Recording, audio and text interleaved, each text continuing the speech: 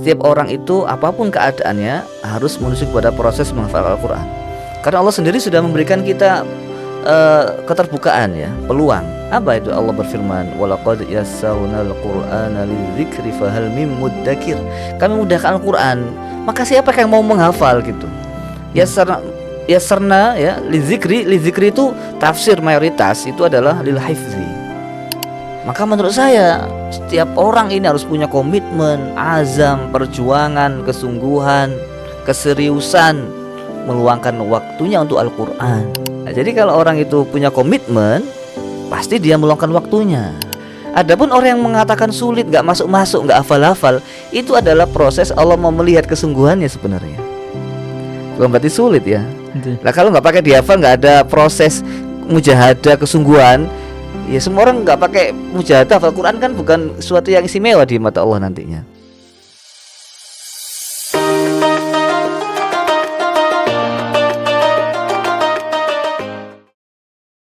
Bismillahirrahmanirrahim. Assalamualaikum warahmatullahi wabarakatuh.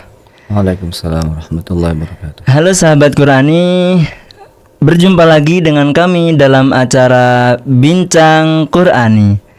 Nah, dalam edisi kita kali ini kita akan mengangkat sebuah tema, yakni tantangan dalam menghafal Al-Quran. Seperti yang kita ketahui bersama sahabat Qurani, dalam sebuah perjalanan mau tidak mau pasti kita akan banyak menemukan yang namanya rintangan-rintangan yang akan kita hadapi. Baik rintangan itu kecil maupun rintangan yang sangat besar sekali, kita akan menjumpai hal tersebut.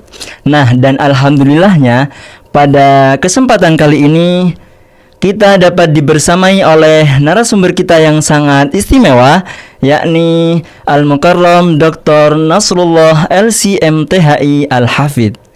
Beliau merupakan salah satu dosen di Universitas Islam Negeri Maulana Malik Ibrahim Malang, dan juga beliau termasuk orang yang sangat berpengaruh di UIN Maliki Malang, karena beliau pernah menjabat sebagai ketua prodi atau kepala prodi pertama, prodi ilmu Al-Quran dan tafsir.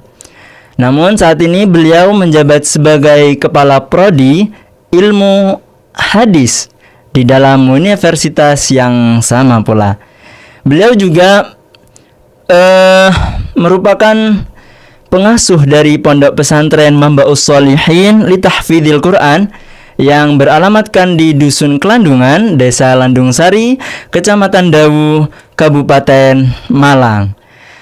Oke sahabat Qurani, langsung saja dengan tidak berlama-lama waktu, langsung saja kita sambut beliau Ustadz Nasrullah. Assalamualaikum Ustadz Nasrullah. Ahlan wa sahlan. Ahlan baik. Kaifa halukum ya Ustadz? Alhamdulillah khair. Alhamdulillah.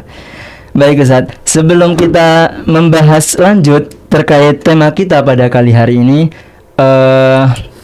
kalau boleh nih Ustadz, bisa diceritakan terkait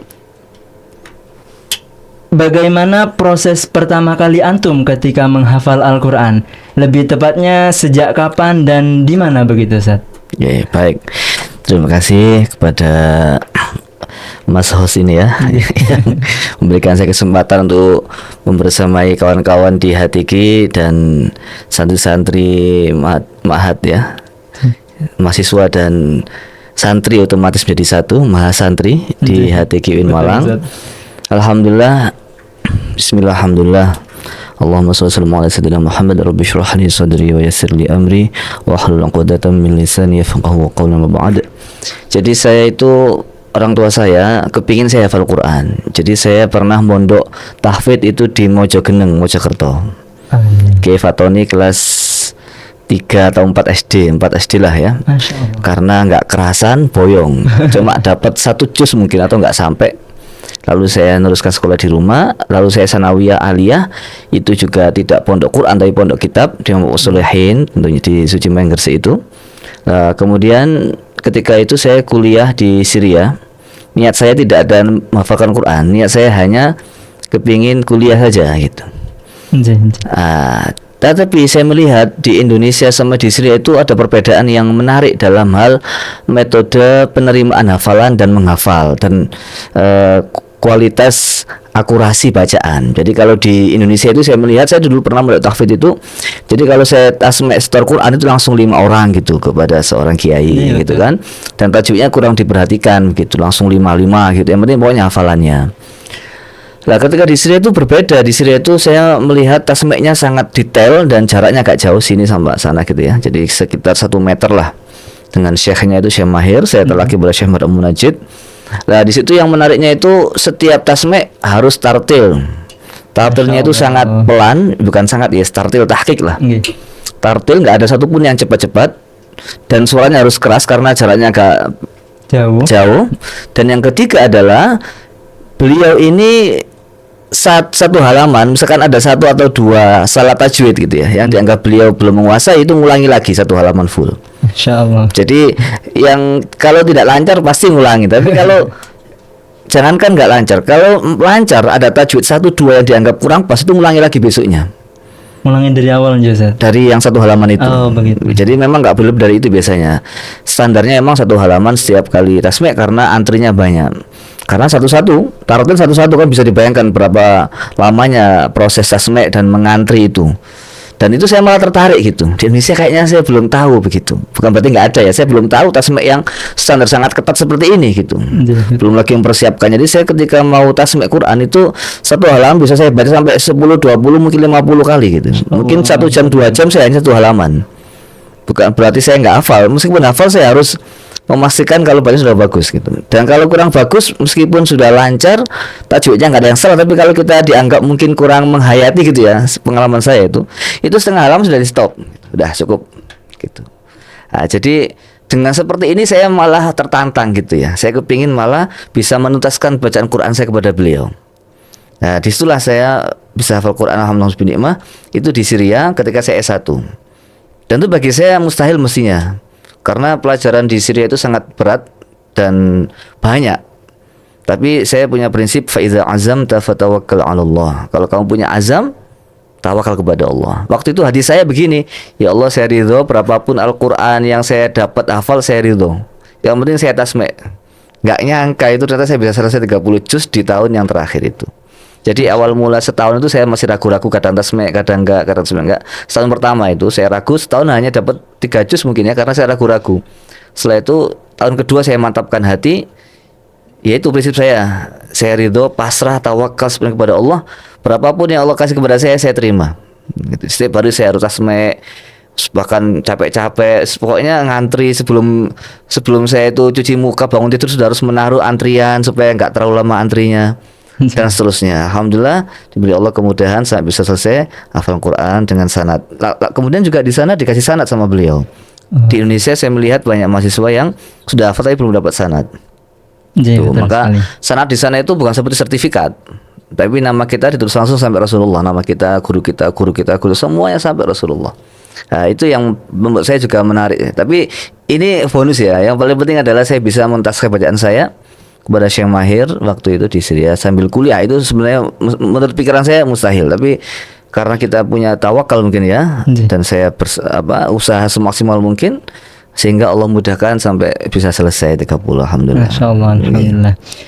Berarti untuk waktu menghafal dari S1 sampai mendapatkan sanad itu sekitar 4 tahunan berarti, Ustaz? Ya mestinya 4 tahun, tapi seriusnya 3 tahun.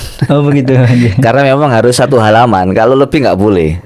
Oh setiap harinya 1 halaman. 1 halaman karena yang antri banyak. Tapi ketika saya sudah sampai juz 10-7, itu saya sama beliau, saya Mahir disuruh tasbih juga ke rumah dalamnya beliau malam hari. Jadi kalau pagi hari itu di masjid satu. Jadi kita itu di Syria itu kuliah. Memang di Syria hampir nggak ada rumah 1 atap. Rumah itu rata-rata memang nggak ada rumah 1 atap. Yes, memang gedung, apartemen semuanya. Jadi kita kuliah itu di gedung kayak begini ya, sampai 5 gedung. Nah, gedung ketiga itu masjid, gedung kelima asrama saya, gedung ke berapa ya? Pokoknya 1 gedung itu ya kuliah, ya asrama, ya makan, dapur, semuanya itu.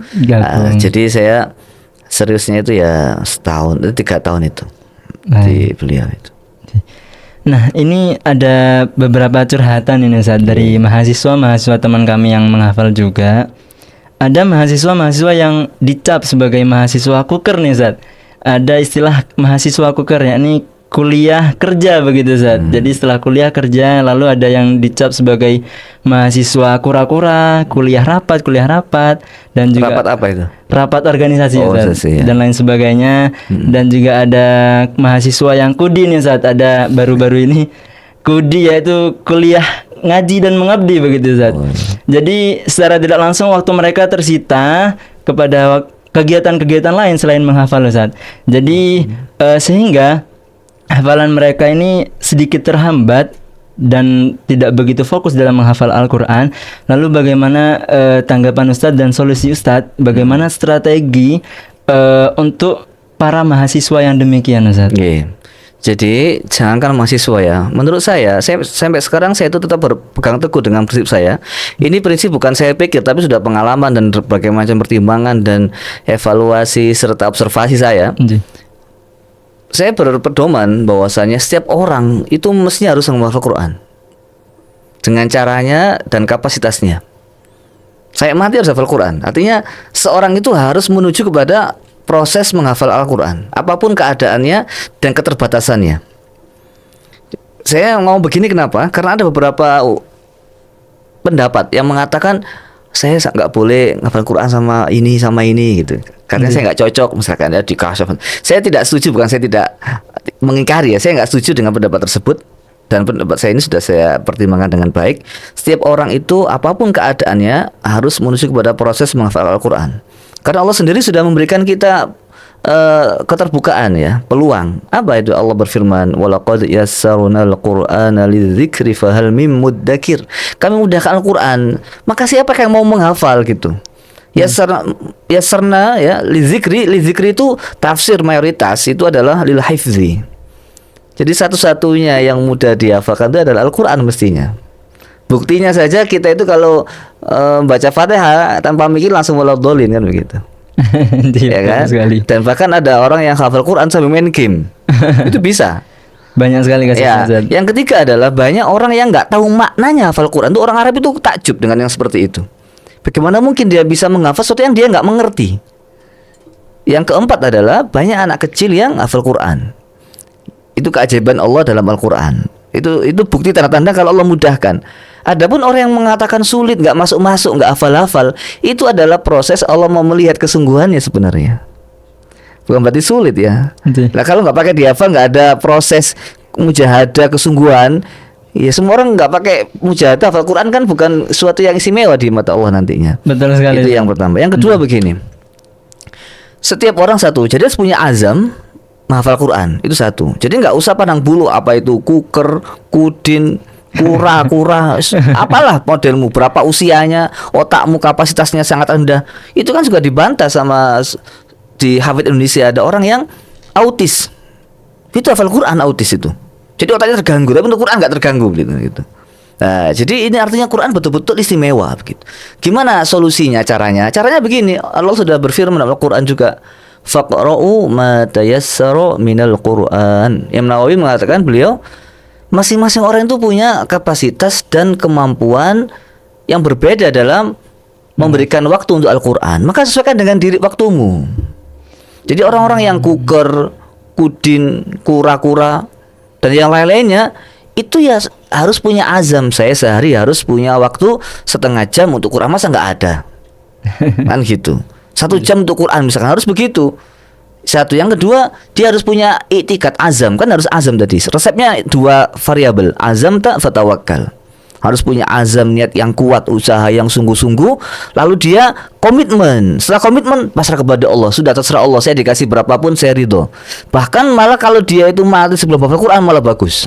Surga itu pasti tempatnya, ulama sepakat itu. Mati dalam keadaan ya salaka thariqan yaltamisu fi ilman, apalagi proses menghafal Al-Quran. Jadi malah bagus itu. Nanti sudah hafal nggak lancar, ya proses melancarkan. Jadi mati dan proses melancarkan. Kan begitu, nggak usah dibuat susah. Kadang-kadang ini mau nambah nggak lancar, mau ngelancarin nggak nambah, nggak usah pusing. Buat target yang bagus. Ngafalin dulu mungkin sampai nyampe tempatnya. Setelah nyampe ngulangi lagi, mundur lagi. Kalau dulu menghafalkan 1 ayat, sekarang murojaahnya 2 ayat. Kan begitu, rileks saja. Jangan yang jadi masalah kan kalau kita punya ambisi supaya dipanggil hafid, supaya dianggap lancar, supaya diundang, ini penyakit. Kalau kita itu karena Allah, nggak ada masalah itu. Kalau dia sibuk macam-macam, luangkan waktumu. Kalau dia nggak meluangkan waktu, berarti dia nggak punya keinginan, pasti itu. Nah, kalau nggak punya keinginan, apa diceramai? Ya, itu ceramahnya kamu harus hafal Quran kan gitu. Nah, jadi kalau orang itu punya komitmen, pasti dia meluangkan waktunya. Pasti itu. Buktinya dia menyempatkan untuk rapat. Berarti di mata dia lebih penting rapat daripada Quran, kan begitu. Oke lah, kita nggak usah mengatakan mana yang lebih penting. Ya sudah, rapat ada, ngaji Quran juga ada. Mungkin dia juga mengabdi dan dia juga ngafalin. Nah, berarti menurut dia Quran nggak penting, lebih mengabdi, ya monggo aja, terserah gitu. Karena kita fokus kita adalah Quran itu adalah kebutuhan dan Quran itu adalah karunia anugerah kepada hambanya. Maka kalau kita sepelekan, ya masing-masing mendapat balasannya kan gitu. Kalau dia mengabdi mungkin dapat barokahnya mengabdi kan gitu. Tapi alangkah baiknya dan idealnya kalau kita tetap tidak meninggalkan Quran. Dan orang-orang yang meninggalkan Quran itu sama Rasulullah itu sudah diadukan kepada Allah. Wa qala ar-rasulu ya rabbi inna qaumi ittakhadhu hadzal qur'ana mahjura. Ya Allah, kaumku ini gimana meninggalkan Quran? Itu kan menarik kan, Rasulullah kan sedih kan gitu. Meninggalkan Quran itu macam-macam, ulama bahkan tidak tadabbur pun sudah mahjura gitu. Wa fi riwayah itu pendapat. Jangankan tadabbur, kita baca nggak gimana mau tadabbur. Maka menurut saya setiap orang ini harus punya komitmen, azam, perjuangan, kesungguhan, keseriusan meluangkan waktunya untuk Al-Quran. Udah, kamu yang tahu sendiri, gak bisa mungkin saya kasih, ayo kamu ngafalin ya, bisa ya. Oh, saya jaga kafe malam. Udah, kamu pagi masih nggak kuat ngantuk kan? Ya udah, terserah. Kamu harus punya kapasitas itu. Dan saya waktu itu begitu. Saya ketika di Syria pagi sebelum subuh sampai jam 6 ya, saya harus Quran, nggak boleh tidak. Itu komitmen saya, nggak boleh diganggu. Alhamdulillah nggak ada yang ganggu, anak kuliah kan. Karena ada organisasi, kan kita nggak punya anak, nggak punya istri, nggak punya pekerjaan. Jadi setiap sebelum subuh saya harus bangun, murojaah, bukan murojaah, mendaras, menghafalin sampai jam 7. Itu non stop, itu nggak boleh diganggu gugat itu. Itu aja. Nah, baru ketika liburan saya banyak baca, mendaras, mutola'ah dan seterusnya. Tapi kalau hari aktif itu yang saya kasih luang waktu itu. Selebihnya sampai siang saya udah ngurusi kuliah macam-macam ya, belajar ya, kuliah dan seterusnya. Nanti pagi sebelum subuh sampai jam 7-an itu saya harus dengan Quran. Alhamdulillah selesai. Harus mulai komitmen. Itu tidak hanya untuk pelajar tapi untuk orang seumur hidup itu. Kita meskipun sudah berumur ya, tetap harus punya waktu untuk Quran. Dan ulama sepakat, orang juga sepakat, yang melakukan juga sepakat bahwasanya Quran itu punya keberkahan. Siapapun yang berdekatan dengannya dia akan merasakan keberkahannya dan keistimewaannya gitu. Maka Quran itu jelas gitu. Kenapa meninggalkan yang jelas, memilih yang nggak jelas sama gitu. Lah kan logikanya begitu kan. Quran sudah pasti ngasih keistimewaan. Itu tanya semua orang lah yang baca Quran itu, yang istiqomah. Pasti dalam hidupnya merasakan kehebatan Quran. Pasti itu nggak pakai enggak. Tanya yang mereka sudah istiqomah. Lah kenapa yang sudah jelas kok ditinggalkan gitu kan? Ya kita nggak menyepelekan semuanya. Ya silakan kamu ngabdi ya penting kan gitu. Tapi kenapa kamu meninggalkan keberkahan yang sudah pasti akan memberikan kamu kenikmatan, kemuliaan gitu. Jadi solusinya apa? Orang-orang yang sibuk tadi mau tidak mau luangkan waktu khusus untuk Al-Quran. Pilih terserah. 1 jam, setengah jam. Gak bisa 1 halaman, setengah. Gak bisa setengah, 1 ayat. Malah bagus tuh matinya nanti. Mati keadaan menghafalkan Quran. Istimewa ini. 1 ayat saja lah. Misalkan hari ini setor dari, sudah saya mau setor Quran dari mulai juz 30. Ya wis 1 ayat komitmen. Hari ini setor Bismillahirrahmanirrahim. Qul huwallahu ahad. Shadaqallahu azim. Enggak apa-apa 1 ayat komitmen kan. Enggak masalah komitmen. Istiqomah Ustaz, seperti istiqomah ya, bagus istiqomah wae.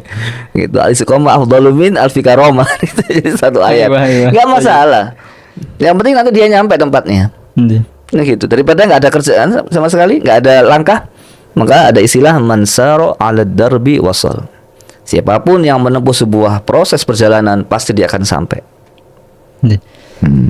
Nah lalu ini Ustaz, banyak dari teman-teman yang menghafalnya sudah dari sebelum kuliah di UIN misal, belum kuliah, tapi dari pondok masing-masingnya.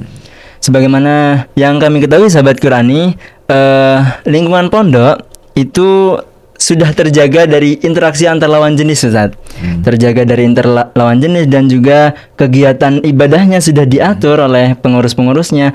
Lalu ketika mereka terjun ke kampus ini, ke kampus atau ke kehidupan yang lainnya, itu ada tantangan-tantangan yang agak besar Ustaz. Contohnya ketika kita berinteraksi kepada lawan jenis Ustaz, sehingga ada beberapa contoh kasus, naudzubillah min dzalik, itu ada teman-teman yang terjerumus kepada taqrabuz zina Ustaz, atau sering kita sebut dengan pacaran. Ya, tapi nggak sampai zina kan? Nggak sampai zina. Nah, lalu bagaimana solusi agar kita menguatkan hati Ustaz untuk selalu tarkul ma'asi? Demikian. Baik, perhatikan ya. Buktikan saja, rasakan sendiri. Kalau kita itu istiqomah baca Quran, tapi harus dengan tartil, nggak boleh itu menyalahi aturan. Bacanya harus dengan tartil ini ya, standar saya ini ya. Baca dengan tartil, pagi dan sore dibaca serah, paling enggak setengah juz pagi, setengah juz sore, atau paling rendah seperempat pagi, seperempat sore lah, itu sudah jangan ditawar lagi itu ya. Seperempat pagi, seperempat sore atau malam, baca itu. Maka dipastikan cewek secantik apapun tidak akan buat dia zina. Mentok ya kenal-kenalan, ngelirik-ngelirik, coba-coba wabri gitu-gitu aja. Coba-coba nyapa, ngoda-ngoda dikit, dan gitu aja. Tapi nggak sampai zina dia. Saya pastikan insya Allah begitu. Karena Quran akan menjaga dia. Inna nahnu nazzalna dzikra wa inna lahu lahafizun. Allah menjaga Quran itu menjaga orang yang menjaga Quran kan begitu. Jadi Quran akan menjaganya. Jadi kalau kita sedang menghafal Quran, itu kita nggak usah pede, saya menjaga Quran, kamu yang dijaga sama Quran. Gara-gara Quran kamu dijaga sama Allah dari apa? Dari kerendahan, kehinaan, kemaksiatan yang berlebihan. Kalau kemaksiatan dikit-dikit, ya manusia kan bukan maksum kan. Tapi yang nggak boleh disengaja, nggak boleh direncanakan, nggak terus menerus, pasti itu jelas itu. Tapi siapa yang bisa memastikan dirinya itu aman dari maksiat? Setiap orang punya potensi maksiat, meskipun dia orang baik. Dan setiap orang buruk punya potensi baik. Gitu. Jadi ya wajar lah kalau kita itu ya kepingin nyoba nyapa gadis yang bukan muhrimnya, kan nyapa aja, Mbak gimana gitu aja, tapi nggak sampai check in kan. Itu pastikan begitu, dipastikan aja begitu. Buktikan saja, nggak usah. Jadi kalau sampai ada orang ini katanya hafal Quran kok sampai zina, naudzubillah min dzalik ya, itu saya pastikan, insya Allah saya pastikan itu nggak pernah ngaji Quran itu. Dulunya aja ngaji, sekarang udah nggak ngaji lagi. Makanya baca Quran nggak bisa sekali seminggu, nggak bisa sebulan sekali, setiap hari. Pagi baca, sore baca, pagi baca, sore baca. Nanti ketika dia baca Quran, ya Allah, kenapa nggoda si cewek tadi, ya Allah. Pasti begitu hatinya itu, ya Allah. Jadi ada dua kemungkinan, yang berhenti pacarannya atau yang berhenti Qurannya, itu aja. Nanti dia itu akan bersaing terus. Pagi pacaran, pagi baca Quran, siang pacaran. Nanti itu berlomba terus itu. Pada akhirnya kalau dia tetap istiqomah, Quran yang menang nanti. Masalahnya itu kalau saya berhenti itu masalah sudah.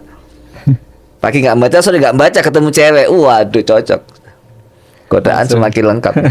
Ya, nah itu aja dibuktikan, nggak usah tanya, buktikan yang silakan aja. Gitu. Jadi jangan ragu, Quran itu menjaga orang yang membacanya. Yang penting tadi tartil, istiqomah pagi dan sore. Jadi kalau sampai ada orang yang sampai pacaran berlebihan, itu dipastikan dia nggak murojaah atau dia nggak baca Quran. Baik. Ya. Selanjutnya. Di era perkembangan zaman saat ini Ustaz, kan banyak sekali perkembangan teknologi yang canggih-canggih demikian Ustaz. Lalu apa peran teknologi dalam menghafal Al-Quran Ustaz bagi para penghafal Al-Quran? Apakah teknologi ini dapat menjadi sebuah dorongan kita para penghafal Al-Quran untuk semakin lancar atau semakin semangat untuk menghafal Al-Quran, atau bahkan malah menjadi sebuah hambatan kita untuk menghafal Al-Quran begitu Ustaz? Iya, baik, terima kasih. Untuk teknologi dan apapun modelnya, tidak akan pernah ada apapun yang membuat kita terhalang kecuali kita sendiri. Kan gitu. Justru teknologi itu membantu kita untuk semakin cepat hafal kan gitu. Apalagi ada aplikasi yang satu ayat diulang-ulang sampai 5 kali. Sebelum tidur kita bisa dengarkan murojaah. Apalagi ada juga TikTok. Kita kalau mau murojaah, rekam sendiri suara kita, upload sendiri, kan begitu. Masya Allah. Ya kan, dengar sendiri, upload sendiri, baca sendiri, nggak apa-apa, kan gitu. Menikmati sendiri kan tidak masalah. Kita motivasi, bacaan saya kurang ini, kurang itu. Apalagi sudah ada juga aplikasi yang pakai suara, gitu. Artinya dengan suara saja gitu ya, langsung audio.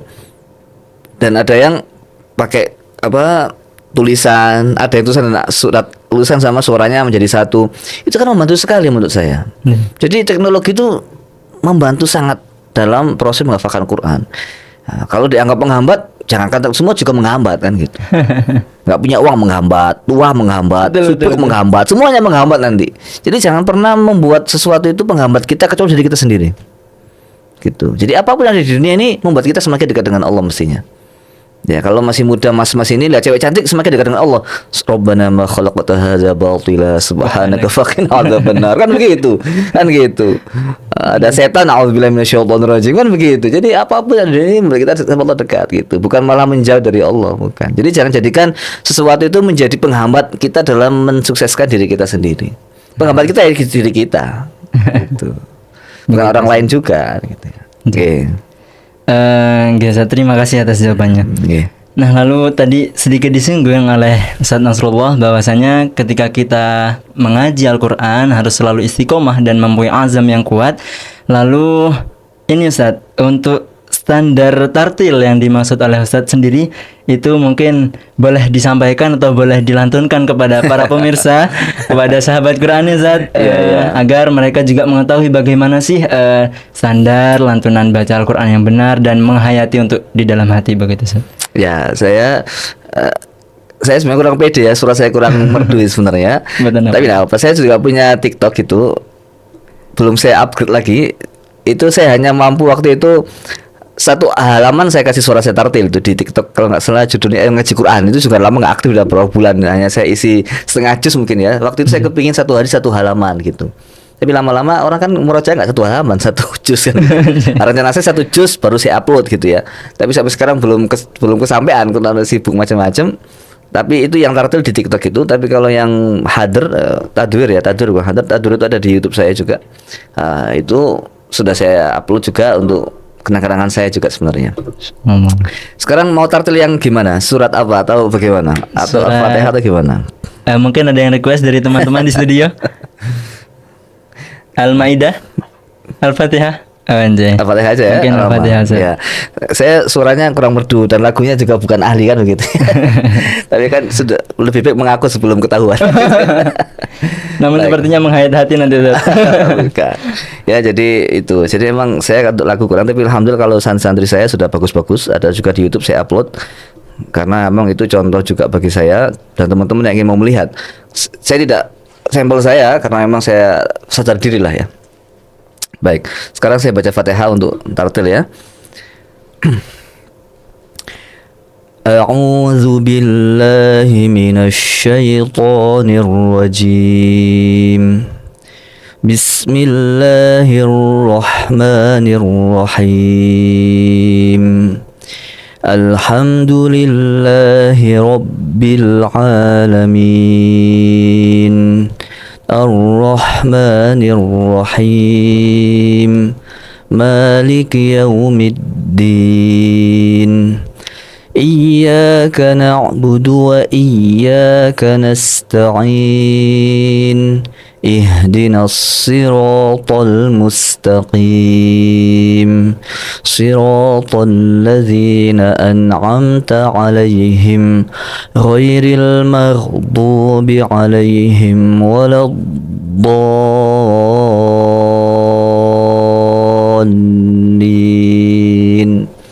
Kira-kira begitu ya. Allahumma arhamna bil Quran. Ya. Masya Allah sekali ya pemirsa, suara beliau sangat menyayat hati sekali.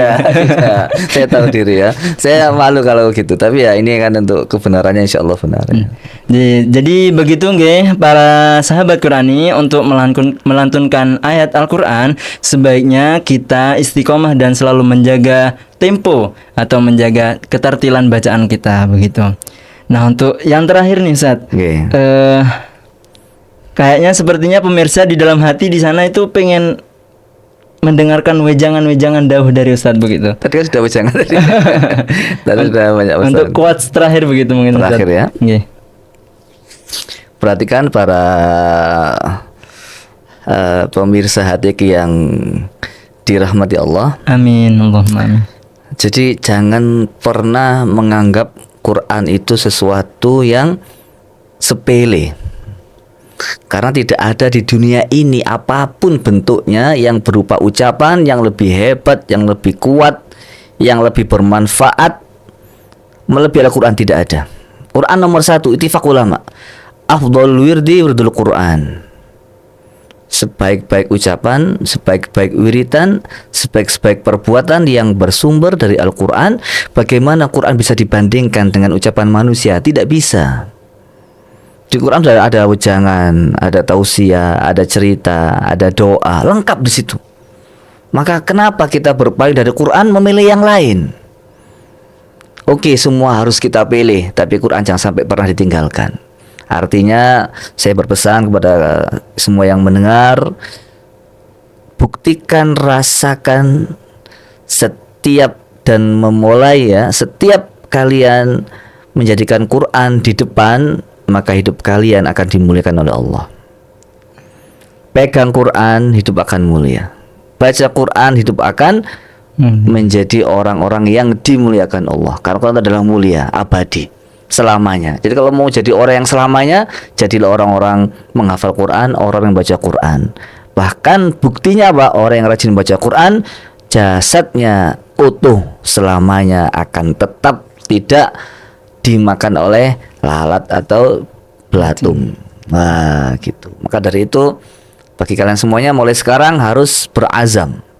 Tidaklah sesuatu yang dicampuri Quran kecuali itu akan membawa barokah dan kemuliaan bagi pembacanya. Baik, Nah, itu terima ya. kasih Ustaz. Ya. Alhamdulillah kita sudah mendengarkan wejangan-wejangan dari beliau, dan dapat kami simpulkan bahwasanya faida azamta fatawakkal 'ala Allah. Jika teman-teman semua sahabat Qurani mempunyai azam atau keinginan, maka bertakwalah kepada Allah. Tingkat selanjutnya, karena apa? Karena walaqad yassarnal Qur'an lidzikri fahal min mudzakir. Nah, baik. Maka dari itu, untuk pemirsa tetap stay di channel kami, yakni HTQ UIN Maliki Malang, dan tetap bersama kami di sesi selanjutnya, sesi Bincang Qurani. Kurang lebihnya mohon maaf. Wabillahi taufiq wal hidayah. Assalamualaikum warahmatullahi wabarakatuh. Waalaikumsalam warahmatullahi wabarakatuh.